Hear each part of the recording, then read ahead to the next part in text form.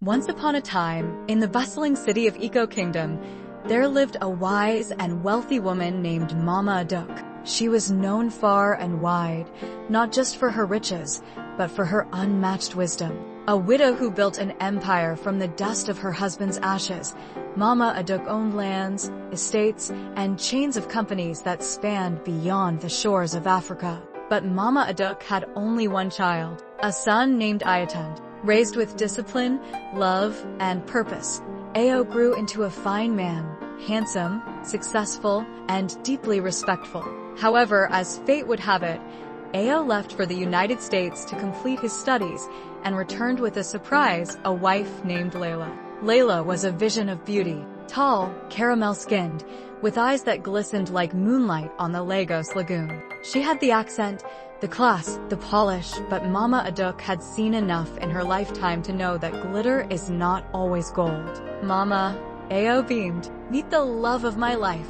Mama Aduk smiled, her face unreadable. She's beautiful. But beauty is not character, my son. Now, in Yoruba culture, an elder's blessing is not just tradition, it's protection. But Mama Aduk didn't give hers. Not yet. Instead, she plotted a test that only a mother could design.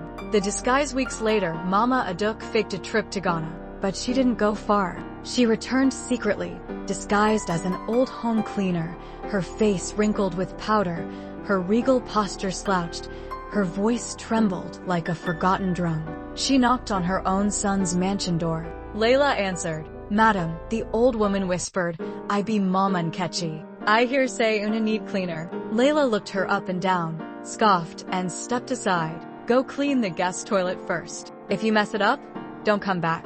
And just like that, the billionaire queen became the toilet scrubber in her own son's house. The unveiling days turned to weeks. Mama Aduk cleaned, watched, and listened. And what she saw broke her heart.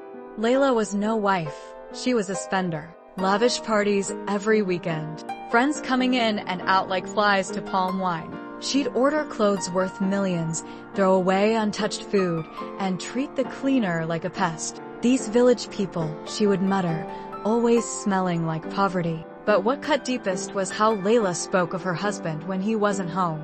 "Ao is a mommy's boy. He doesn't even know how much I spend. Let him work. My job is to enjoy." Mama Aduk remained silent. She watched her son smile every evening, blind to the truth blooming under his own roof. The revelation one day, Layla threw a birthday bash. The entire compound turned into a nightclub, alcohol, loud music, dancers. Mama Aduk, tired of the disrespect, quietly stepped out, washed her hands, and drove to her estate. The next morning, she returned, not in rags, but in regalia. Head tie high like a crown, wrapper sparkling like the Niger under sunlight, guards behind her like shadows. She rang the bell. Layla opened and froze. "Emma Mama," she stuttered, her eyes bulging. "Good morning," Mama Aduk said coldly. "Where's my son?"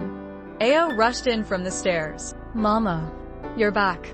She turned slowly. "Yes, and I've seen everything I needed to see.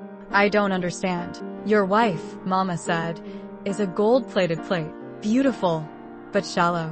I disguised myself as a cleaner to test her heart, not her heels." Layla tried to speak, but Mama raised her hand. Silence.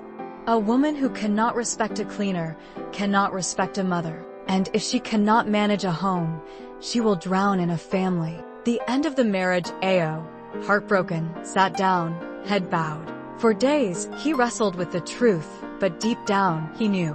Love is not blindness, and marriage is not madness. In time, he filed for divorce. Layla left with only what she came with. Mama Aduk, though saddened, knew her son had been saved.